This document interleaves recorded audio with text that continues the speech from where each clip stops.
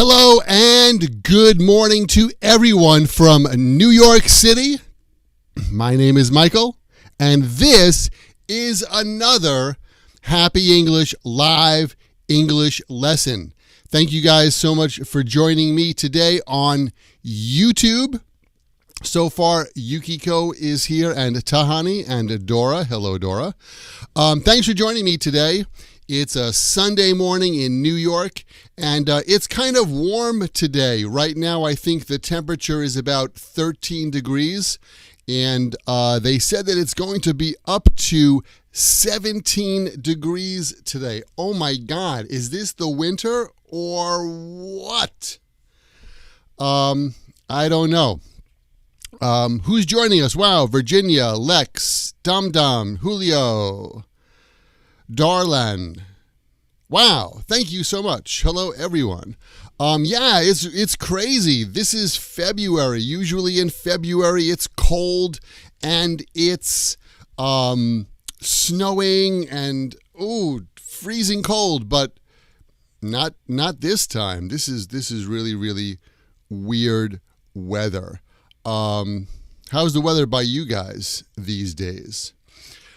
Today, for today's live English lesson, I'm gonna spend some time on a point that somebody asked in yesterday's class, which I didn't have a chance to go over. And that question was, what's the difference between have, got, and have got? And so we're gonna take a look at that today. We're also gonna take a look at some idioms that use get. All right, so that's the plan for today. Hardono from Indonesia, hello. Yukiko says it was warm there too, warm in Japan. Yeah, this weather is really, really weird. We used to call this global warming, and now we call it climate change, and I just call it really weird weather. Anyway, I hope you guys are having a good weekend. I know it's the end of the weekend for some of you guys who are in Asia right now, but it's Sunday morning here in New York. And hey, let's get to it since it's time to get to it. Don't forget, if this is the first time you've heard this, all you need to do if you want free English lessons in your email box is visit myhappyenglish.com/members. It's free. Just put in your name and your email address. Don't worry, I'm not going to send junk mail. But I will be doing a series probably starting next month with lots of phrasal verbs and idioms. I'll be sending those out, plus other English lessons. So check that out. All right, so let's get to it. So here's the question. What's the difference between have, get, have, got? Get, got. Okay, so have, let's take a look at have first. Basically, have has two meanings, all right? And the first meaning is possess or own. I have a pen. I have a pen. I have an apple. I have an apple. Pen, apple. Remember that guy? If you possess something or if you own something, you can say, I have a pen. By the way, have also means experience. So I could say, I have a nice time doing these live English lessons with you. That's right. I have fun doing these live lessons. So have also means experience. And here's a point that's good to know. If you use have to talk about experience, you can use it in the progressive form. I can say, I'm having a great time right here at this lesson, or I was having fun on my vacation last week. So it's possible to use the ing form when have means experience, but you can't use it to talk about possession. So I can say, I have a pen, but I can't say I am having a pen because that would be weird, okay? So that's a big difference between the two uses of have. So how about have got? Well, have got and have, meaning possess or own, are the same. That's right. And I could say, I have a pen. I could say, I have got a pen. But in American English, we rarely pronounce have got that way. I have got a pen.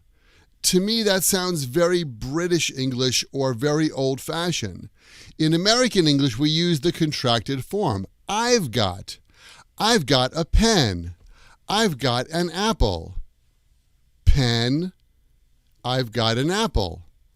So, I've got is how we pronounce have got. I've got a pen.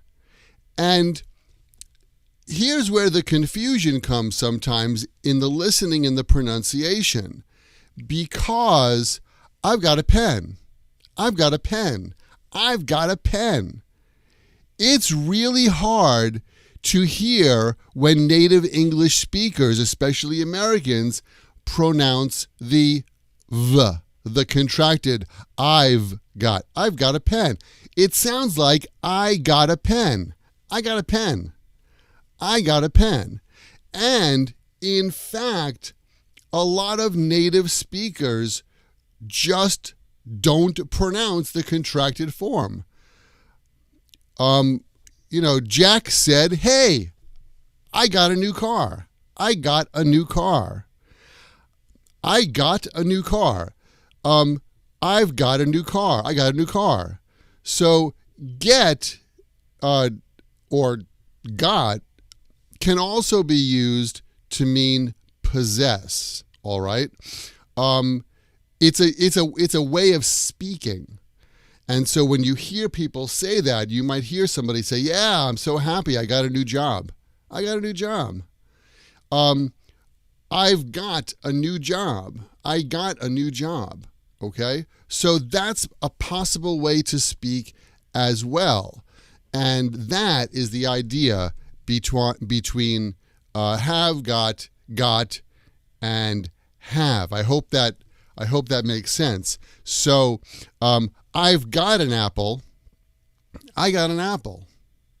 It means I have got an apple, and it's the same as saying I have an apple. I have an apple. I have a pen. I can't believe that guy is still popular. All right, so that's that. If you'd like to make give an example, you could do that in the comments below. Let me just look at some questions here. Mabotola, hello from Morocco. Hello, Pedro. Virginia said got or gotten. I've gotten a pen. I've gotten a pen. I've got a pen. To me, I've got a pen sounds more natural, at least in American English. I've got a pen. I've got a new car. I've gotten a new car. That just sounds way too formal for me to use the PP, the past participle form, there. Mariella, hello. Gustavo, hello. Thank you for joining me. Yes, thank you. After a month of doing these live shows, I finally figured out how to get my voice and my face together at the same time without a delay. Oh my God, that was a long process. Okay, so that's what I wanted to talk about with have and got. And next, I'd like to talk about some idioms because, as you know, unless you've just joined me here, I love idioms. Idioms make your language sound colorful and sound very natural and sound fun, all right? And somebody asked me yesterday, what's the most important thing about learning and trying to practice a new language? Like, what should I do? Like, what should people do? Have fun. I have a lot of students that I meet. I teach one-to-one private lessons here in New York and online, and a lot of people get really nervous. Like, why? There's nothing to be nervous about. You're just using your mouth and sound is coming out. Just have fun with it. And if you have fun and if you relax, it's going to be much, much easier to learn this crazy, crazy language, because it is. English is a weird, crazy language, and it's hard. I'm a native English speaker, and let me tell you, if I wasn't a native English speaker, I don't know if I would want to study English. It's really hard. But it takes effort, and it takes work, and it takes time. In these days of instant life, we're not used to do things that take time. Everything happens instantly. But it takes time to learn that, and just have fun with it. Just enjoy it. And one way that you can enjoy it is to use idioms. So let's look at those now. All right, I have two idioms that are very similar in meaning. I can't get my head around something. I can't get my head around math. I can't get my head around math. It means I really, really, really don't understand math. It's really difficult for me. So if you say I can't get my head around something, it means it's really difficult for you to do. When I first used Excel, it was really hard. I couldn't get my head around using Excel, but now I think I'm pretty okay with that. How about you? Is there something that you can't get your head around? Why not leave a comment in the comment section and let us know? A similar one is I can't get a handle on that. I can't get a handle on math. If you have a cup, here's my official Happy English coffee mug, and there's a handle, right? So the handle helps you control the item. If you have a fry pan, there's a handle. So I can't get a handle on means I can't control that. I can't do it. It's really difficult for me. So these two idioms over here. Wow, it's really hard to point. There it is. Aha. There, those two. The first two, I can't get my head around math and I can't get a handle on math, are really basically the same. Okay? So it means it's really, really difficult for me. And it's true. I can't get a handle on math. I'm not good with numbers at all. All right. And we use those two idioms generally in a negative way. So if there's something that you do understand, like, yeah, I really understand the rules of football, you would say that. But these two idioms are generally used in a negative sentence. So we don't say I can get my head around that, or I can get a handle. It's always to talk about something you can't do or that's difficult for you. So it's got to be in the negative form. All right, the next one is I get a kick. That's a punch, actually. But I get a kick out of cooking. I get a cook out of plus something means I really enjoy that. I get a kick.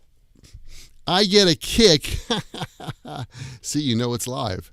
I get a kick out of cooking. It's true. I do get a kick out of cooking. It means I really enjoy cooking. I try and cook something every Saturday here because it's my chance to kind of chill out, get away from the computer. So if you don't see me posting a lot on social media like Instagram on Saturdays, you'll know why, because I'm in the kitchen away from the computer. So I get a kick out of cooking. I get a kick out of doing these English lessons live. This is a lot of fun for me. How about you? What do you get a kick out of? How about leaving a comment in the comment section there below? And the last one is, it's time to get a move on. Get a move on. It's time to get a move on. It's time to get a move on. And we pronounce that geda, like the T sounds like a D. It's time to get a move on. It's time to get a move on means it's time to go. That's right. So if you're at a party and it's time to go, you can say to your host or your friends, listen, I think it's time to get a move on. Let's go. Or if you've been sitting at a restaurant eating for a couple of hours and it's time to go, you could say that, hey, it's time to get a move on. And I think it's time to get a move on here. I hope you had fun with this English lesson. Let me just take a look at some comments here. Without your help, I can't get a handle on idioms. Yunan, thank you so much. Virginia says, I get a kick out of cooking and afterwards eating what I just cooked. Yeah, me too. I don't get a kick out of washing dishes, though. Yukiko says, I get a kick out of learning languages. Nafias, I get a kick out of playing soccer. Awesome. Those are all great examples. Okay, so let me just change the screen here. Make it bigger. There he is. So thank you guys so much for coming on a Sunday morning or a Sunday night if it's a Sunday afternoon where you are in the world. Thank you so much for joining me. I'm going to post the schedule for this week's live English lessons later on today on my Facebook, Twitter, and Instagram page. So I'll be doing some lessons this week, sometimes in the morning, New York, sometimes the afternoon, and sometimes the evening in New York, so that people in all different parts of the world can find hopefully a convenient time to watch. And that's it. Thank you so much for joining me today. Don't forget, you can go to myhappyenglish.com, click members, put in your email address and your name, and I'll send you free English lessons by mail. And I will see you tomorrow again for another live English lesson. Thanks for studying, and you guys have a great Sunday. See you tomorrow. Bye, guys.